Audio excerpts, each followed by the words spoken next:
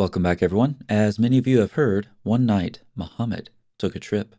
First, he went from Mecca to Jerusalem, and then from Jerusalem all the way up to the highest heaven. As you might imagine, Islamic tradition gives us lots of details about this trip. I'll read those details to you from a thread on Reddit. This is because Blackjack, who you see in the comments section, and who authors the excellent blog, The Islam Issue, emailed me about this topic and suggested that if I do a video on it, I should attempt to read this thread seriously, as if it were factual. So here we go. Let's look at some details about Muhammad's night journey, starting with fact number 1. Archangel Gabriel opens the roof of Muhammad's house and descends into it. Now, why the roof? Well, obviously, Gabriel has a lot of wings, and they're really big. They can't fit through the door. If you're an angel, you take apart the roof, and then you drop into a house that way. Fact 2. Gabriel cuts open Muhammad's torso, takes out his heart, cleans it, this is getting kind of disgusting, stuffs it with wisdom and faith, taken from a golden pot. I'm not so sure that was wisdom and faith, given how Muhammad was depicted in the Hadith. Fact number 3. Gabriel brings the Buraq, a white, flying, donkey-like creature. The Buraq doesn't show Muhammad proper respect, and no one disrespects Muhammad and gets away with it. I respectfully disagree. So Gabriel scolds the Buraq, making the flying donkey sweat. Fact 4. Muhammad and Gabriel hop onto the Buraq's back and they all fly to Jerusalem. Now you may wonder, why didn't Gabriel fly? Gabriel can fly and the pseudo-donkey can fly, but Muhammad can't fly. Then why didn't Gabriel fly with the donkey while Muhammad was flying on the donkey? Or why didn't Muhammad ride on Gabriel while Gabriel was flying and the donkey was flying? The reason that Muhammad and Gabriel both rode on the flying donkey is that Gabriel was tired because he had already flown down and dismantled the roof, and he just wanted a break. Fact 5. They land in Jerusalem. Now, you may think that it's been a long-standing policy of the Saudis that you don't fly directly from their country to Israel. You have to stop in Jordan, right? But that's actually not the case. We have historical precedent for direct flights from Saudi Arabia to Israel, and that's right here with Muhammad and Gabriel and the flying donkey thing. And in bold, Muhammad, ignorant of his own religion, didn't realize that the temple, destroyed in 70 CE, was never rebuilt. Al-Aqsa doesn't exist. Now, there's a very easy answer for this historical anachronism, referencing Al-Aqsa before it actually exists. The answer is simple. Fact 6. In the mosque, all the prophets gathered so that Muhammad could lead them in prayer. Fact 7. When Muhammad exits the mosque, Gabriel offers Muhammad wine and milk, which turns out to be a test, which Muhammad, of course, passed. Fact 8. The Buraq, like a rocket ship, shoots out of the Earth's atmosphere to the first heaven, with Muhammad and Gabriel on his back. Yee-haw. Now this must have been a wild ride because the donkey has to dodge the stars that are being shot at the jinn who are listening in to the conversations in heaven. So you can just imagine how this works with Muhammad on the pseudo-flying donkey, and then there's Gabriel, and they're just flying through the shooting stars. This is awesome. Fact 9. They do a tour of all 7 heavens.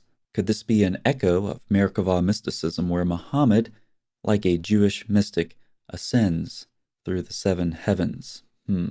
Fact 10. In the 6th heaven, a jealous Moses is crying because Muhammad will have more followers than him.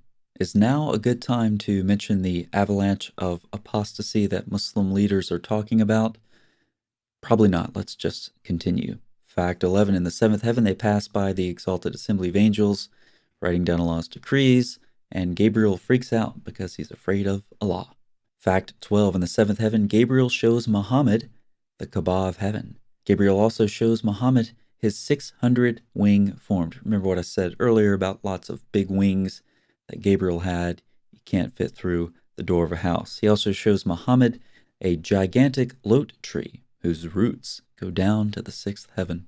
The tree also had golden butterflies. Fact 13. In a surprising plot twist, Gabriel gives Muhammad the wine versus milk test again, but tricky Gabriel, he adds honey as a third choice. Muhammad didn't fall for that. He passed the test again. Fact 14, Allah gives Muslims way too many prayers to say per day. So Muhammad figures out how to get him down to 5 prayers, but still get full credit for 50. Muhammad had lots of wives to have sex with.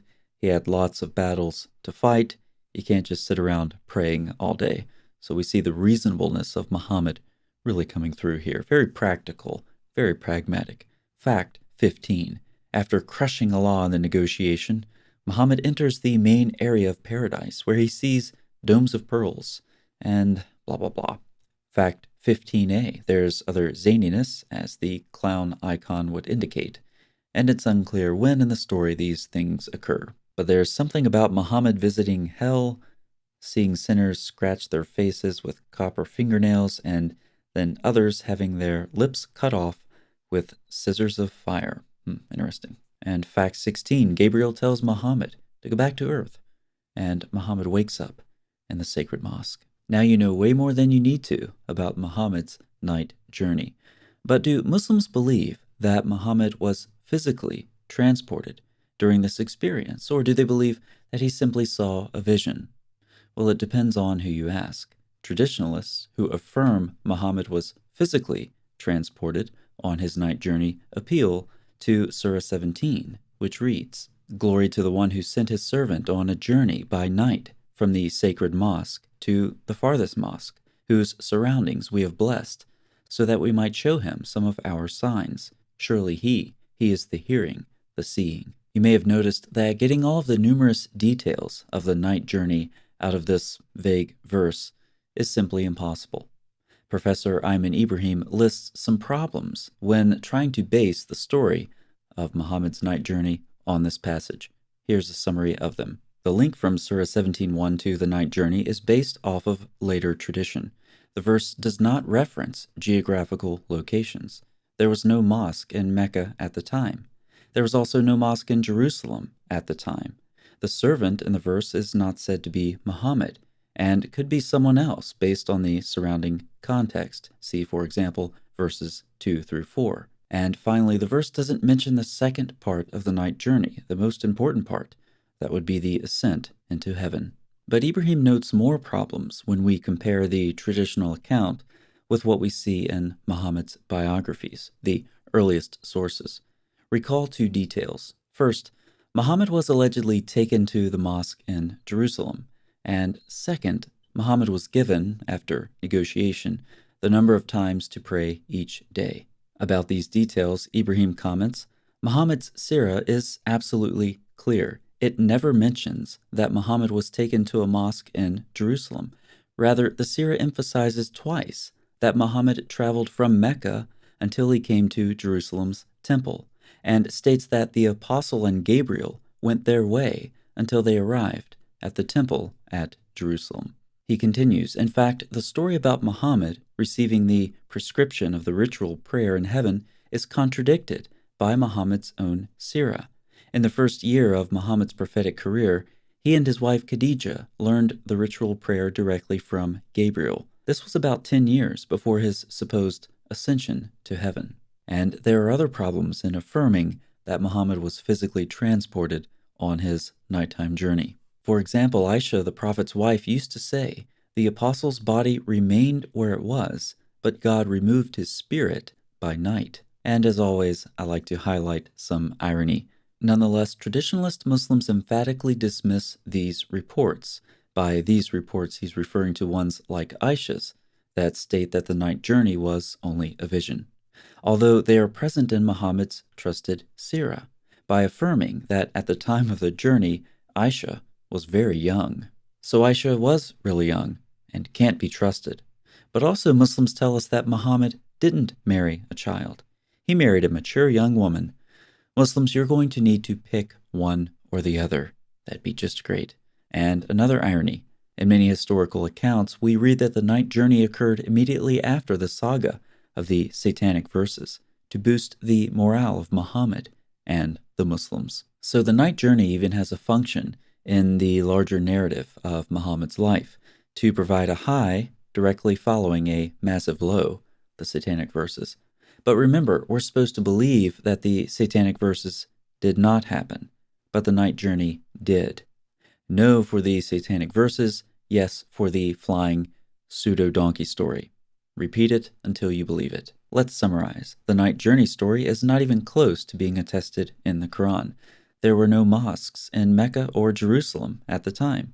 The night journey contradicts the Sirah, and traditionalist defenses of the night journey expose inconsistencies. So why the story of the night journey? For many Muslims, the story serves the same function today as it did when it was being developed. It's a story that attempts to provide legitimacy to the Prophet of Islam. But such a story can only survive in an environment where careful, critical thought is suspended. And of course, that's just the type of environment the religion of Islam needs so it can thrive. Thanks so much for watching. I'll see you next time.